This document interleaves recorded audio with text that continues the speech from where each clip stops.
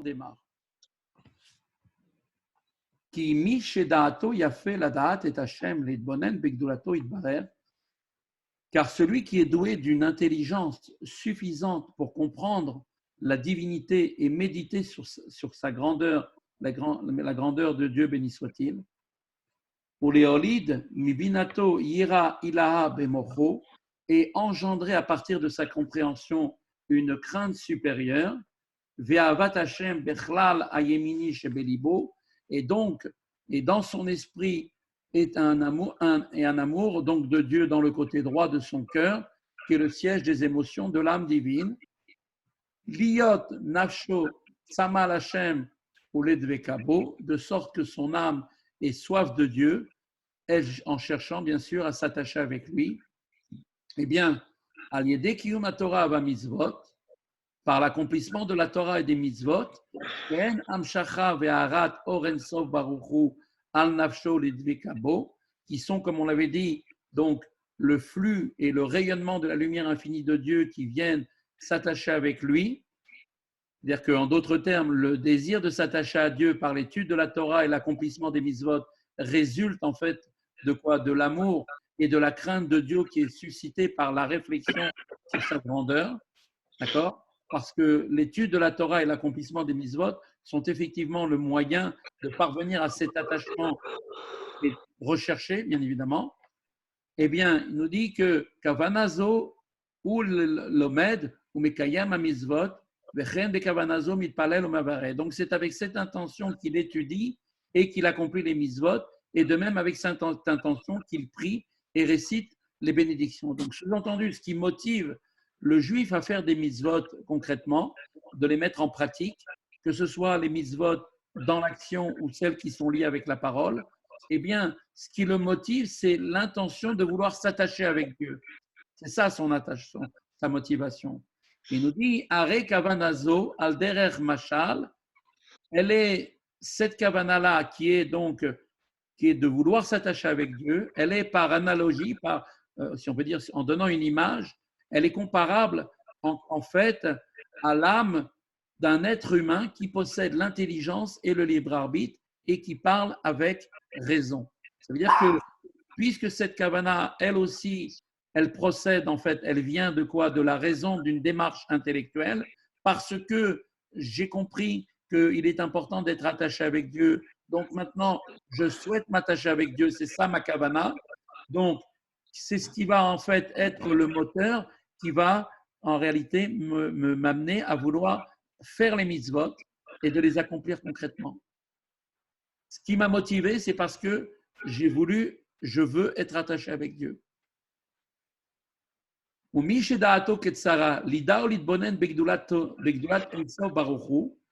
Mais par contre, celui dont l'esprit est trop étroit pour pouvoir connaître ou pour méditer sur la grandeur de Dieu, béni soit-il, l'infini de Dieu, béni soit-il, Leolid Ahava mibinato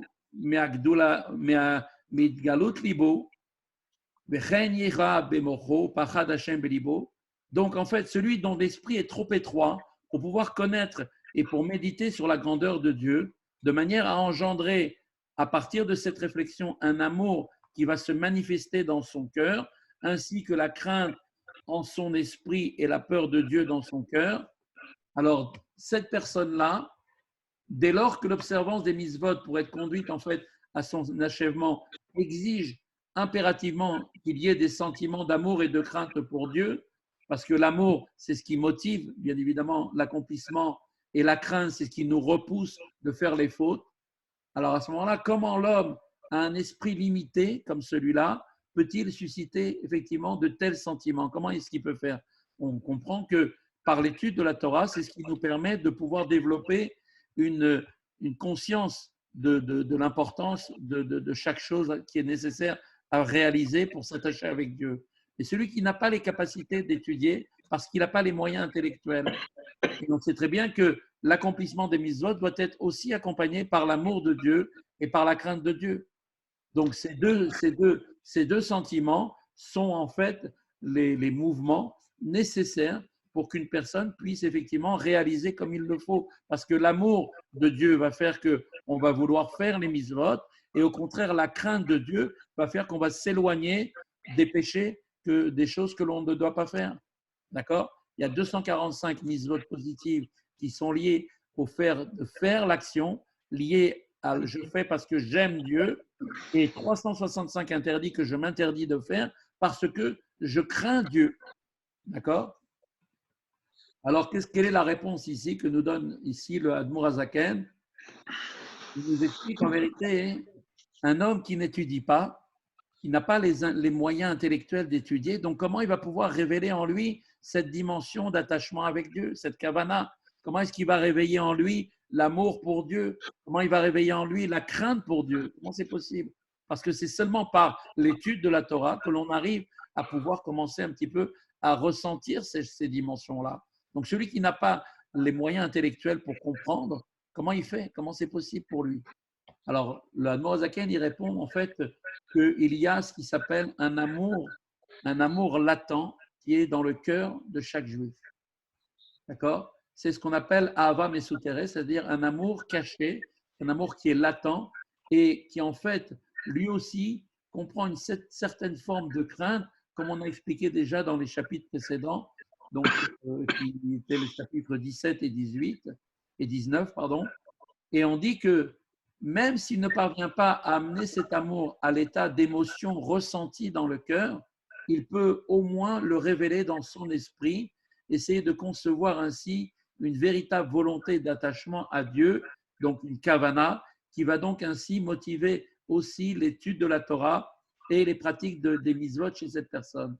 Donc on voit que dans ce dernier cas, la kavana chez lui est basée sur un sentiment qui est inné. C'est quelque chose qui est en lui, qui est instinctif, qui est un sentiment qui est par contraste différent de la méditation intellectuelle dont on parlait jusqu'à maintenant et qui est assimilée, si on peut dire, toujours avec une image, à l'âme d'un animal et un être qui est en fait qui est un être animé instinctif. Un animal, c'est quelque chose d'instinctif, n'a pas une réflexion particulière. Menachem, s'il te plaît. Voilà, merci. Et qui ne présente pas les caractéristiques de la raison humaine. Donc, ce qui veut dire, en deux mots, ce dont on parle tout à l'heure, la kavana, vous savez, la kavana animale et la kavana, on va dire, humaine, la kavana humaine est représentée par la capacité qu'un homme a de pouvoir utiliser son intellect pour pouvoir révéler en lui cette dimension d'envie de vouloir s'attacher avec Dieu parce qu'il a compris à travers les textes qu'il a étudiés l'importance, la grandeur de Dieu et donc il a envie de s'attacher avec Dieu. Ça nécessite effectivement d'avoir des capacités intellectuelles. Maintenant, celui qui n'est pas doué de capacités intellectuelles, comment est-ce qu'il va faire lui? Eh bien, il a au fond de lui, on nous dit, un amour qui est inné pour Dieu. Ça, en fait, c'est un héritage qui a été donné à tous les Juifs par l'intermédiaire pour récompenser le service qu'avaient fait Abraham, Yitzhak, Jacob, leur service de Dieu. Dieu leur a donné en récompense, dans l'héritage, en héritage à chacun de leurs enfants, de pouvoir leur donner cet amour qui est un amour inné, quelque chose qui est reçu à la naissance. D'accord? Mais cet amour-là n'est pas un amour qui est engendré par la réflexion, par l'intellect. Il est engendré uniquement par un sentiment qui est là, en eux, un sentiment qui est profondément caché dans le cœur de chaque juif et qui l'a reçu à la naissance. Et bien là, effectivement, dans ce sens-là, on voit qu'il y a maintenant ces deux catégories d'amour pour Dieu, ces deux catégories aussi de kavana. Une va venir par la réflexion, l'autre va venir parce que c'est l'état latent qui se trouve effectivement au fond de chaque juif. Et il nous dit comme ça que donc cette personne-là qui elle-même, on va dire, a un amour qui est latent dans son cœur et qui va donc maintenant, par une certaine méditation, prendre conscience de la grandeur de Dieu. Et comme le Rambam il dit, quand quelqu'un il veut penser à Dieu, qu'est-ce qu'il fait? Il lève les yeux vers le ciel, il voit l'infini des cieux, il voit les planètes, il commence à réfléchir un petit peu à tout ça, il se dit que tout ça n'est pas venu tout seul et que forcément celui qui a créé ça, il est aussi bien sûr à la dimension de l'univers qui a été créé, même plus. Et ça va engendrer chez lui une certaine crainte et aussi un amour pour Dieu. D'accord? De la même façon que quand on regarde une table, un beau tableau, on voit à travers le tableau la personnalité de l'artiste qui a fait ce tableau. Là, le tableau de Dieu, c'est l'univers tout entier. Donc, quand on regarde l'univers, à ce moment-là, on commence à réfléchir effectivement à la grandeur de Dieu et on se dit que forcément, Dieu, qui est celui qui est l'artiste qui a créé tout cet univers, a une dimension qui est extraordinaire. Et là, ça révèle effectivement un amour pour Dieu. Et donc, c'est seulement effectivement en se souvenant de cet amour qu'il a pour Dieu qu'il va éveiller en fait cet amour naturel qui est donc dissimulé dans son cœur. Et en le faisant émerger de l'état de caché et de dissimulé dans son cœur pour qu'il soit complètement, en tout état de cause, révélé dans son esprit. C'est-à-dire que même s'il ne parvient pas à mettre à jour cet amour de Dieu en son cœur, d'accord, à l'état d'émotion ressentie, parce que cet amour pour Dieu, nous l'avons tous en nous, c'est ce qui est l'héritage de chaque juif, il peut en moins l'évoquer dans son esprit. On peut comme je viens de vous dire. De sorte que sa volonté dans son esprit et les recoins de son cœur approuvent et vont consentir d'une parfaite volonté avec une vérité absolue qui est la vérité de Dieu. C'est-à-dire donc prêt même à faire don de sa vie de manière effective pour affirmer l'unité de Dieu. On voit très bien qu'il y a eu des moments dans toutes les générations où il y avait des gens qui étaient des gens très simples, des gens qui n'avaient pas la capacité de pouvoir étudier pour mille et une raisons, et qui, ces gens-là, quand ils ont été confrontés à un moment très difficile, quand on leur a demandé ou bien de se convertir ou bien d'être tués, quand on leur a demandé de faire ce choix, ils ont préféré mourir, alors que d'après la logique, ils n'avaient rien pour expliquer pourquoi ils étaient dans cet état-là. Et donc, ils ont préféré se laisser tuer plutôt que de se convertir à autre chose que Dieu. Pourquoi comme ça? Parce que chez eux, l'amour caché existe et à partir d'un moment où il y a un moment d'un choc très fort, cet amour-là, il se révèle à ce moment-là.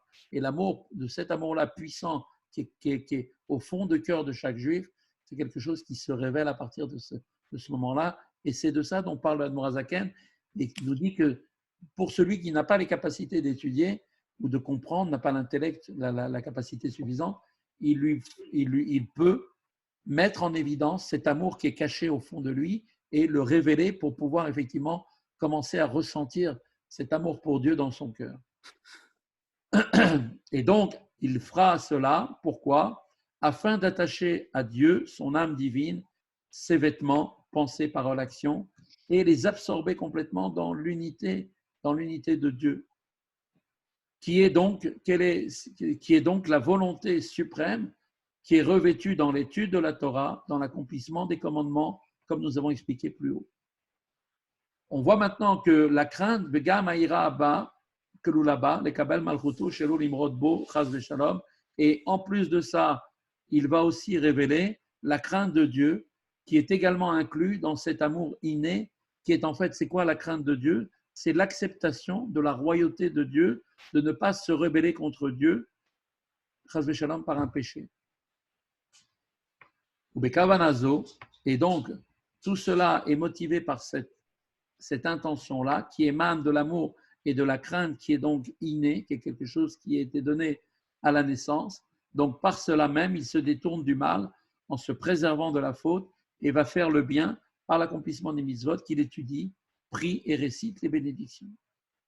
Donc, vous voyez qu'ici, effectivement, en pensant seulement au sens des mots, sans amour et crainte de Dieu révélés dans son esprit et dans son cœur, simplement quand on regarde le sens simple des mots, cela même est un moyen de révéler cet amour profond pour Dieu qui est caché au fond de chacun d'entre nous, qui est un amour inné en nous, et en même temps, ça va révéler en même temps la crainte de Dieu.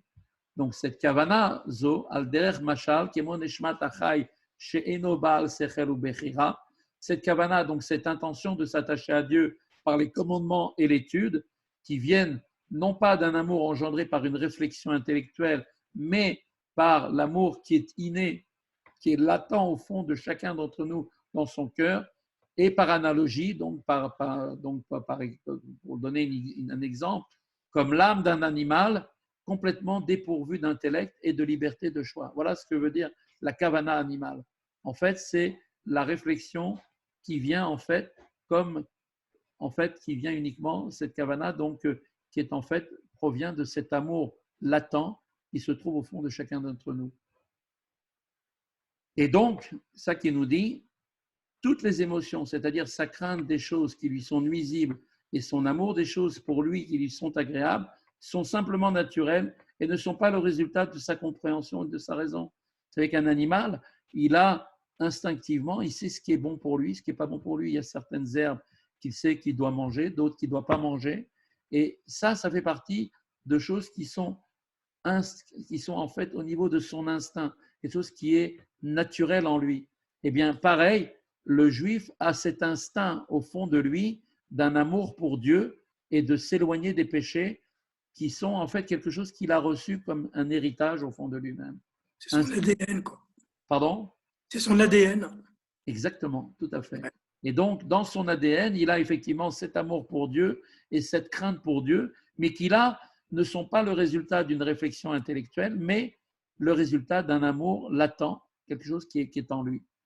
Et ainsi sont également, si on peut dire par allégorie, la crainte et l'amour naturel dissimulés dans le cœur de chaque juif, qui là encore ne sont pas le résultat d'un choix, d'une démarche intellectuelle, mais qui sont là aussi dans son ADN, c'est-à-dire qui sont innés en lui.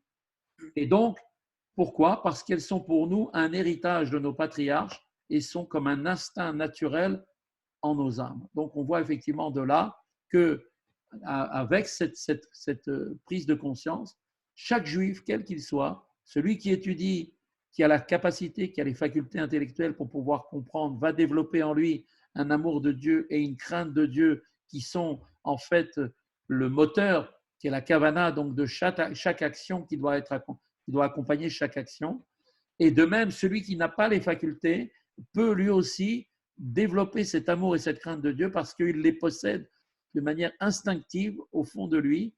Et donc, cette kavana qui est animale, puisqu'elle est instinctive par rapport à la kavana intellectuelle, qui est donc humaine, eh bien, il la possède là aussi.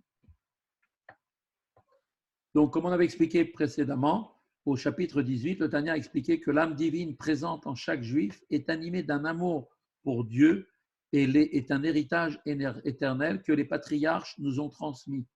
Cet amour qui est un amour caché au fond de nous, comprend également une forme de crainte, d'accord? Et la crainte, c'est la crainte, quelle est cette crainte? La crainte de se séparer de Dieu par la faute.